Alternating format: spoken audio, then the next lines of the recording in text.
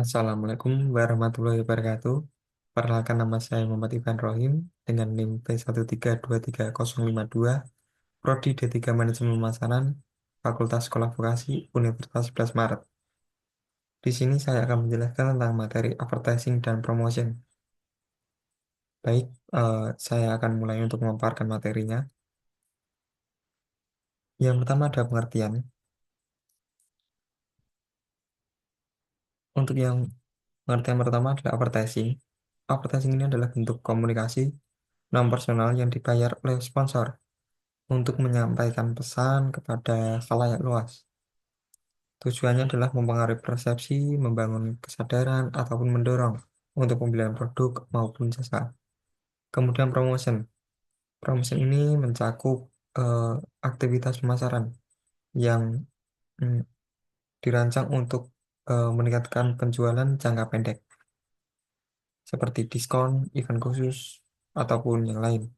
Perbedaan utamanya keduanya terletak pada jangka waktu, yaitu jika advertising fokus kepada jangka panjang dan untuk promotion fokus kepada jangka pendek.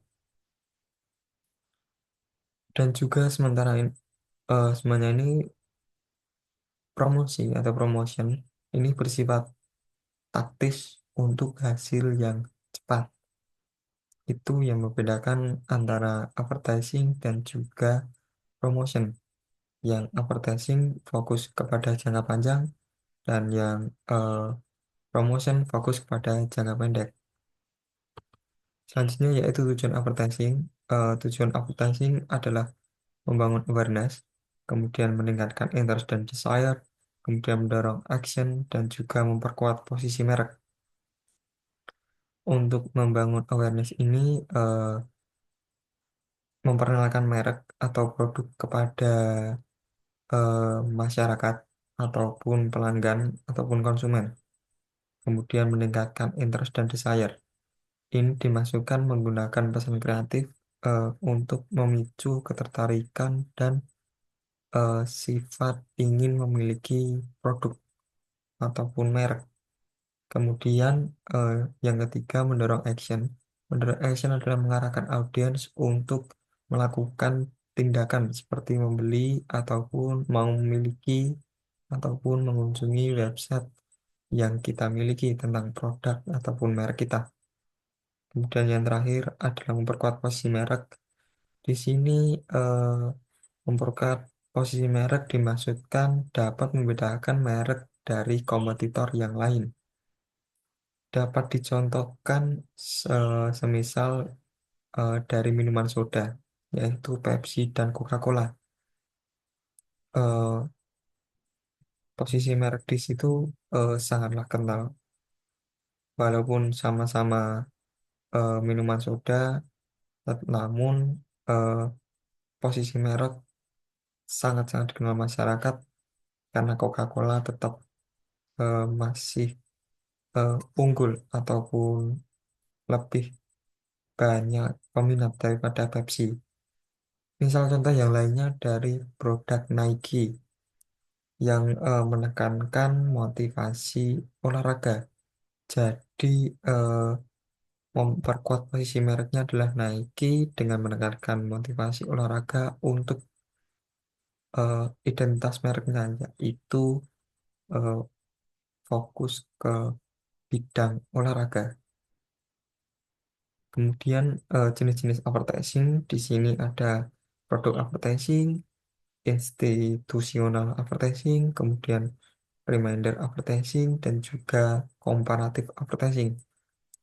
Untuk yang pertama yaitu produk advertising, fokus pada promosi produk yang spesifik. Kemudian yang kedua adalah institutional advertising. Di sini membangun citra perusahaan seperti halnya kegiatan kampanye eh, CSR ataupun yang lain. Kemudian reminder advertising, yaitu mengingatkan audiens tentang produk yang sudah ada, maupun eh, kegiatan mengingatkan ke pelanggan ataupun konsumen tentang merek. yang kita miliki. Kemudian comparative advertising ini membandingkan keunggulan produk dengan kompetitor. Contoh halnya dari eh, minuman lagi, Coca-Cola dan juga Pepsi. Masing-masing ini jelas memiliki strategi-strategi yang berbeda dalam memasarkan. Hal ini dapat eh, menjadi keunggulan dan pelanggannya eh, dapat membandingkan keunggulan produk-produk dari merek tersebut antara Coca-Cola dan juga Pepsi. Dan yang selanjutnya yaitu media periklanan. Media periklanan di sini ada 4. Yang pertama media tradisional, kemudian yang kedua adalah media digital, kemudian ada outdoor dan juga direct mail. Yang pertama yaitu eh, media tradisional. Di sini dimasukkan seperti TV, radio, atau koran yang memiliki jangkauan yang luas, namun biaya yang dikeluarkan sangatlah tinggi dan sulit diukur. Dan yang kedua adalah media digital seperti website ataupun media sosial. Contohnya seperti Instagram maupun TikTok atau X atau Facebook ataupun yang lain. Ini menawarkan target audiens yang terukur ataupun spesifik secara analitik real time. Real time.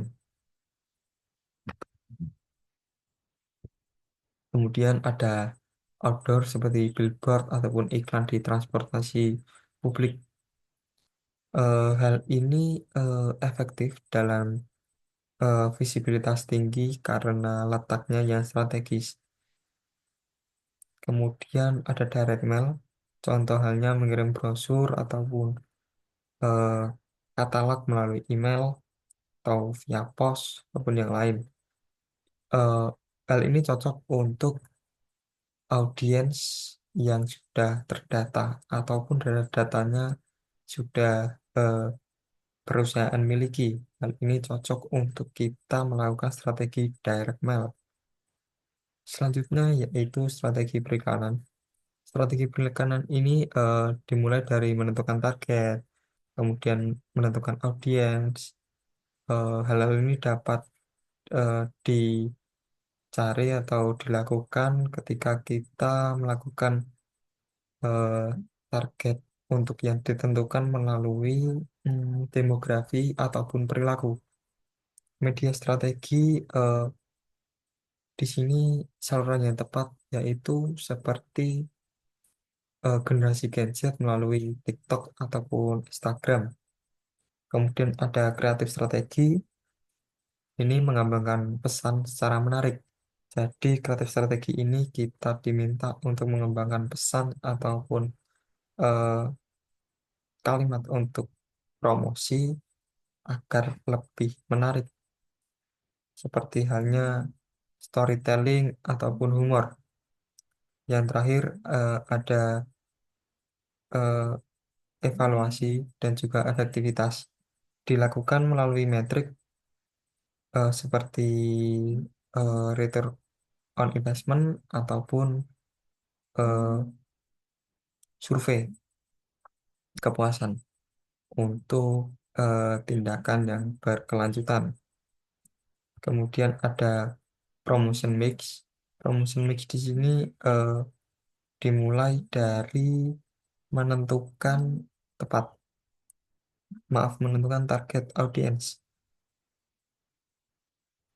Promotion mix ini ada 6 yang harus ditentukan, yaitu advertising, sales promotion, eh, maaf, 5 elemen, yaitu advertising, sales promotion, personal selling, public relation, dan juga eh, direct marketing.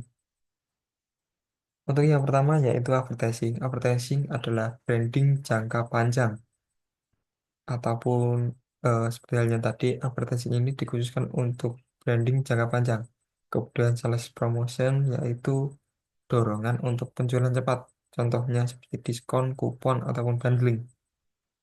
Yang ketiga adalah personal selling. Personal selling ini seperti halnya salesman, yaitu kegiatan bantuan atau promosi kepada personal. Hal ini efektif untuk produk-produk yang kompleks seperti properti ataupun hal-hal kompleks lainnya. Kemudian ada keempat adalah PR. PR di sini adalah membangun citra merek perusahaan untuk membangun hal-hal positif terkait merek, produk, ataupun perusahaan. Yang terakhir adalah direct marketing, yaitu pemasaran langsung. Jadi, sifat halnya terukur dan personal. Kombinasi semua ini menciptakan sinergi dalam mencapai tujuan pemasaran. Strategi ini dapat dilakukan agar eh, kegiatan promosi ataupun iklan kita eh, berhasil sesuai dengan tujuan pemasaran yang telah kita tentukan. Selanjutnya adalah sales marketing. Sales marketing bertujuan untuk eh, lebih halnya penjualan dalam waktu singkat atau melalui insentif seperti halnya diskon, bundling, ataupun yang lain. Kemudian eh, strategi ini efektif untuk menarik pelanggan agar lebih melakukan pembelian secara impulsif. Namun hal ini kurang cocok untuk membangun loyalitas jangka panjang. Jadi, eh, semisal kita fokus untuk membangun loyalitas jangka panjang, eh, strategi sales promotion ini kurang efektif untuk dilakukan. Namun, kegiatan sales promotion ini dapat menekan penjualan dalam waktu yang singkat. Kemudian personal selling. Personal selling di sini melibatkan interaksi langsung antara penjual dan pelanggan, ataupun melibatkan interaksi secara langsung antara sales dengan pelanggan. Hal ini ideal untuk produk ataupun merek yang mahal ataupun teknis. Keunggulannya adalah kegiatan ini dapat atau strategi ini dapat membantu ataupun cepat menjawab pertanyaan-pertanyaan spesifik dan membangun hubungan secara personal. Contoh halnya seperti konsultan finansial.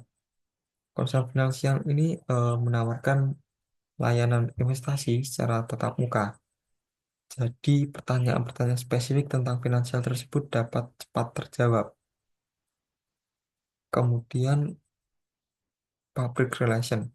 Public relation ini tujuan membangun citra merek perusahaan melalui metode non-bayar ataupun tidak berbayar. Eh, Hal ini membantu membangun kepercayaan publik tanpa kesan komersial langsung. Contoh halnya seperti brand kosmetik memberikan sponsor kepada perempuan-perempuan yang inspiratif. Selanjutnya ada direct marketing. Eh, Direct marketing ini eh, atau pemasaran langsung ini adalah komunikasi langsung ke audiens target melalui email, SMS, ataupun yang lain. Keunggulannya adalah respon yang terukur ataupun conversion rate karena dari marketing ini memerlukan data dan personalisasi pesan berdasarkan data pelanggan yang saya sebutkan tadi karena dari marketing ini sangat memerlukan data dari pelanggan. Jadi personalisasi pesan berdasarkan pelanggan ini sangat-sangat diperlukan dari direct marketing. Dan yang terakhir adalah IMC atau Integrated Marketing Communication. Eh, AMC ini ada beberapa elemen penting seperti plan PR dari marketing dan lain-lain.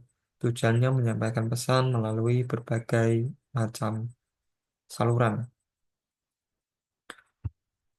Tujuannya adalah meningkatkan efektivitas untuk menyampaikan pesan dan memperkuat identitas merek kepada masyarakat secara holistik.